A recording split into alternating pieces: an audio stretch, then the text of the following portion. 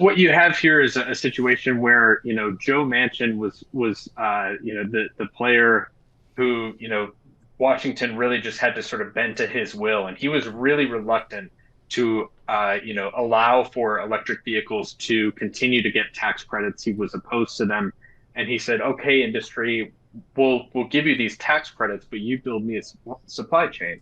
That, of course, sort of didn't take into account sort of, the complexities of the supply chain and the fact that China is just so dominant in this space. And they've really sort of, methodically, for a time quietly, built this staggeringly strong position in terms of, the control of, the inputs, whether it's, nickel and lithium, graphite. These inputs are going to be really, really difficult to source.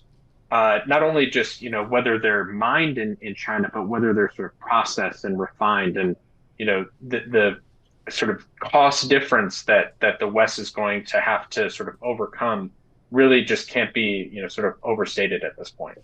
And folks, if you want to see this article, it's a fantastic article, really deeply reported, great graphics, makes it easy for me because I like the pictures. Bloomberg.com/big take is kind of where you find it. Big team effort. So, Craig, I see in your reporting here, in 2023, the IRA required that at least half of the value of battery components had to be assembled in North America, and that 40% of the raw materials had to be sourced from the U.S. And in 2027, that raw material requirement is going to double to 80%. Are those numbers, can they be achieved in that time frame? I think that's one of the things that it sort of depends on which company you ask, and I think some of the concerns that the industry is having here is the fact that some of these raw materials, the prices have really collapsed, and that you would sort of think, oh, that's a good thing for the auto companies, but if you're trying to build a supply chain in North America for these raw materials, and the prices for them have absolutely, sort of the bottom has come out. I think of lithium in particular, you've seen just this dramatic, drop in prices that significantly undermines the economics of those projects. And so, I think the raw materials in particular are a real challenge. I think battery components will be less of a challenge, but even there, it is a matter of, you can't just sort of snap your fingers and open up a bunch of plants for these various components.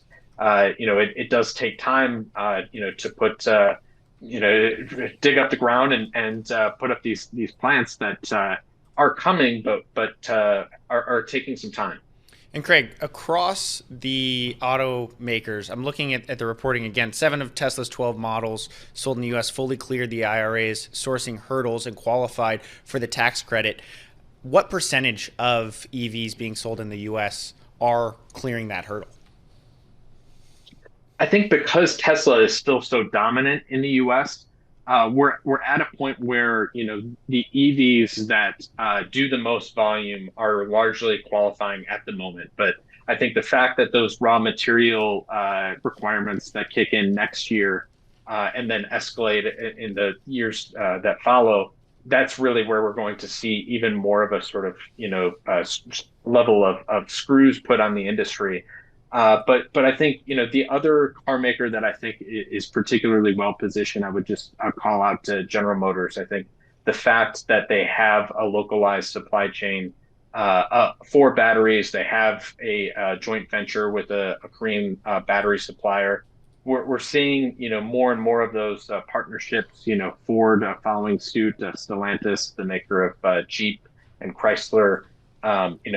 Similar deal where they're setting up battery plants in North America and sort of on and on. But those projects, I would say, are much further behind where we have Tesla, which for years has been making batteries out in Nevada with Panasonic, and GM, which has a partnership with LG in U.S.